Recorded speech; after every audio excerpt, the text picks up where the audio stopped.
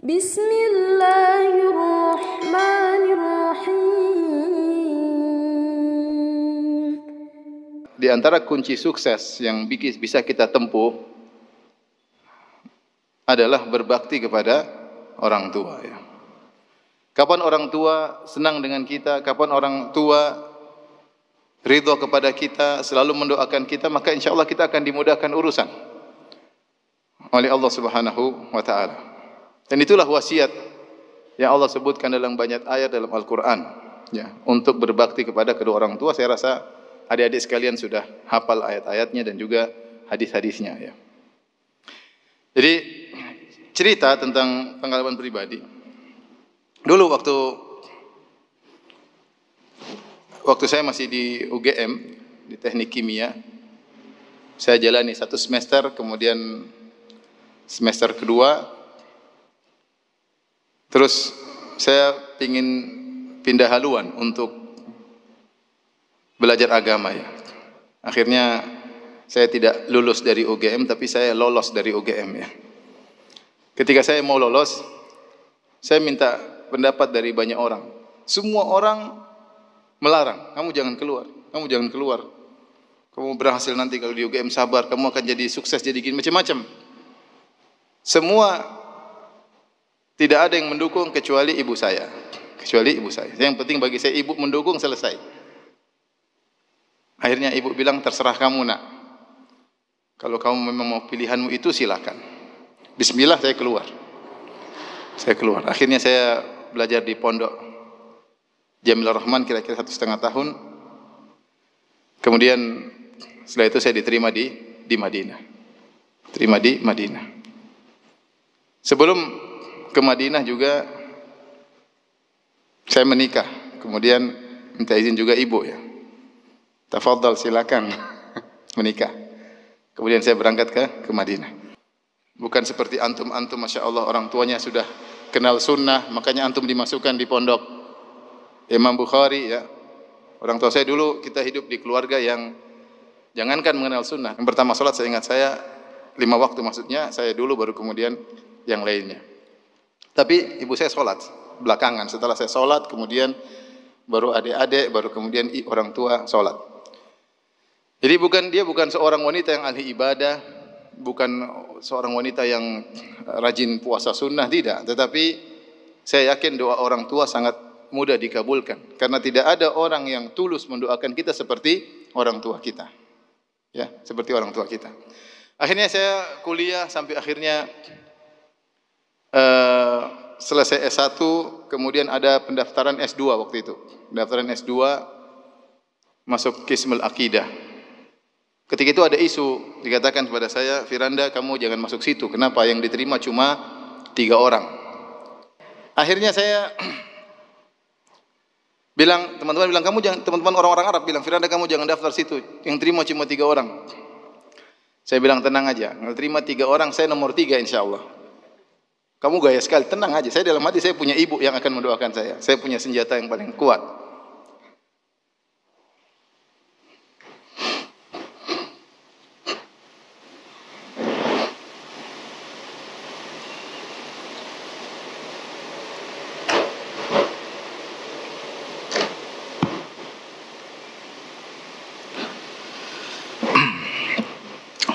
Akhirnya ada lagi bilang, Firanda, alhamdulillah sekarang dengar-dengar isunya diterima 5 orang. Saya bilang, tenang, saya nomor 5, jangan khawatir.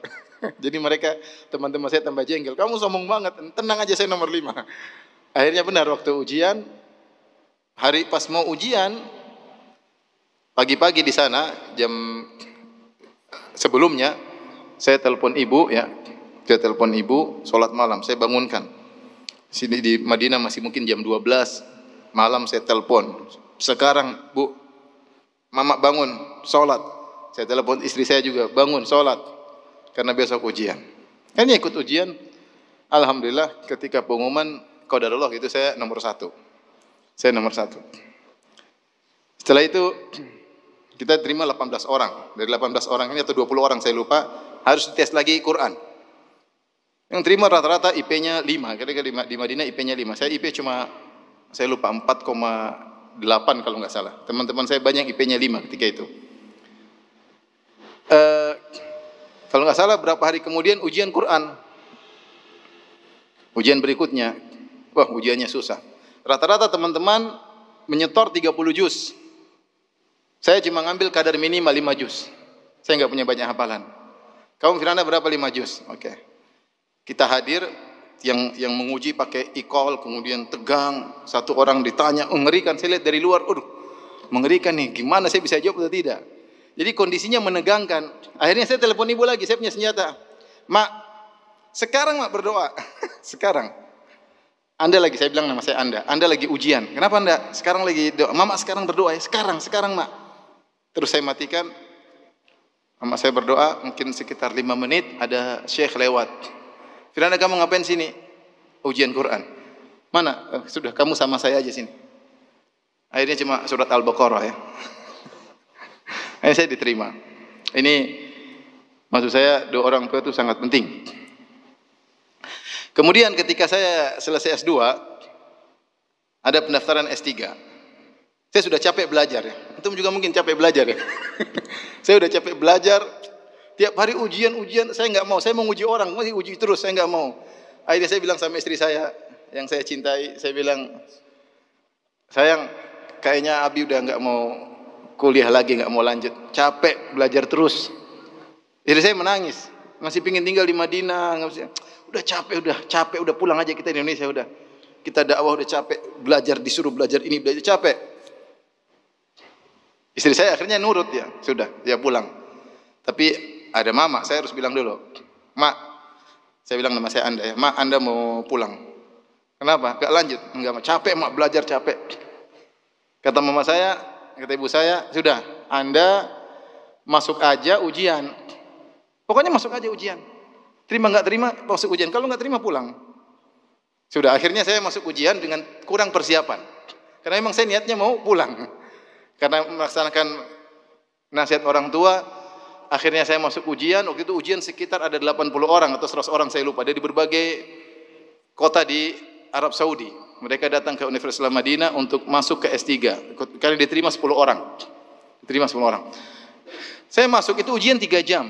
Kalau saya lupa, coba tanya Ustaz Abdul Roy. Saya lupa. Waktu itu saya ujian bareng Ustaz Abdul Roy. Masuk S2 ke S3. Hafizahullah ta'ala. Kemudian ujian mungkin baru sejam, saya sudah keluar. Teman-teman sampai tank masih minta tambah waktu. 3 jam mereka masih kurang waktu. 1 jam saya sudah keluar. Saya keluar, 2 hari kemudian, 3 hari saya agak lupa, ditelepon. Firanda Ta'al. Kenapa Syekh? Kamu diterima. Lah, kok bisa? Saya datang. Saya tahu saya nggak bisa jawab. Yang penting saya jalankan perintah orang tua. Kemudian saya dipanggil ujian, saya tidak persiapan. S3 minimal 10 juz. Kalau mau masuk minimal 10 juz. Waduh. Itu besoknya, jadi hari itu saya dengar, besoknya harus datang. Hari itu saya murojaah. Murojaah cuma dapat 9 juz. Ya, karena lupa. Saya memang tidak ada persiapan untuk ini. Jadi saya cuma bisa 9 juz. Saya sampai tiba di tempat ujian, saya bilang, saya sudah murojaah dari kemarin cuma 9 juz. Kamu hafal Maryam Kahfi enggak? Hafal, itu 1 juz katanya. Pas 10 juz. Jadi banyak hal-hal yang sulit yang saya hadapi, tapi saya punya senjata doa orang tua. Ketika orang tua saya sudah 2 hari tidak ada, baru saya merasa agak berat. Ada permasalahan-permasalahan yang saya hadapi seperti berat. Karena senjata andalan saya sudah tidak ada. Rahimahumullah. Oleh karenanya, ikhwan, adik-adik sekalian, mumpung masih punya orang tua, ya, berbakti kepada mereka sebakti-baktinya ya. Sebisa mungkin, saya bukanlah anak yang berbakti, tapi orang tua saya sayang sama saya. Karena ibu saya, sejak saya kecil, dia tidak pernah cubit saya sekalipun. Tidak pernah. Maksudnya saya agak badung-badung dikit, tapi dia tetap doain saya. Tetap doain saya. Nah, antum ambil hati orang tua, minta doa kepada orang tua, dan itu doa yang terbaik. Ya, kata Nabi SAW, "Thalathu da'awatin mustajabah la yashakka fihinna." 3 doa yang pasti dikabulkan, tidak diragukan lagi. Doaul walid li waladihi. Doa orang tua kepada anaknya. Ketika saya munaqasyah S3, terus saya lulus, saya dipanggil oleh dosen penguji, yaitu Syekh Mahmud Muhammad Qadah, Syekh Mahmud Al-Qadah. Dia orang aslinya dari Kedah, dari Malaysia, tapi dia belajar di Madinah sampai mengambil profesor dan dia punya kedudukan tinggi di Universitas Madinah.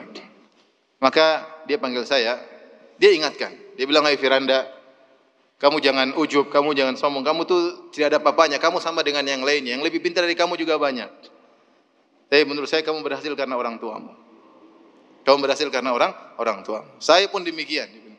Yang lebih pintar daripada saya juga banyak, tapi alhamdulillah saya dapat posisi ini karena berkat apa? Orang tua." Satu yang saya sesalkan, dia sampaikan sambil menangis.